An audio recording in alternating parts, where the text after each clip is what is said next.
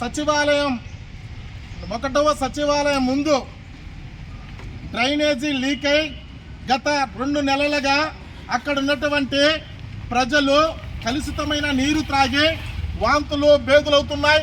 అదేవిధంగా dengue malaria జ్వరాలు రాబోతున్నాయి, వచ్చినాయి, ఇప్పటికే హాస్పిటల్లో ఉన్నారు. ఆ నీళ్లు ఎలా ఉన్నాయంటే దుర్వాసనతో చాలాగా ఉన్నాయి. కానీ ఇప్పుడున్నటువంటి పూర్మామిల ఎండిఓ గారు కానీ, పంచాయతీ ఈఓ గారు కానీ, ఈఓపేడి గారు కానీ ఎక్కడ కూడా ఏ ప్రాంతంలో కూడా ఏ వార్డు కూడా తిరిగి చూడలే. అయ్యా ప్రతిరోజు అడుగుతా ఉన్నా. ఇప్పటికే కాళ్ళు చెప్పులు ఎరిగేటట్టుగా మన పౌర్మామిల పంచాయతీకి తిరిగి ఆ ఈఓ గారిని కానీ అక్కడ ఉన్నటువంటి శానిటేషన్ కానీ అడిగితే రేపొస్తాం మాపొస్తాం అని తప్పుతున్నది తప్ప ఎక్కడ కూడా అవి మరమ్మతులు చేయాల. ఇది దుర్మార్గమైనటువంటి చర్య.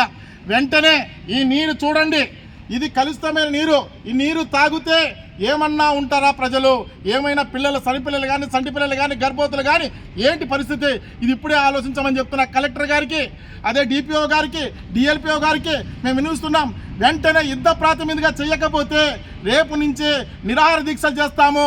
వార్డులో ఎప్పటికైనా తెలుసుకొని వెంటనే ఈ డ్రైనేజీని వెంటనే శుద్ధి చేసి డ్రైనేజీలో పైపులను మరమ్మతులు చేయాలి.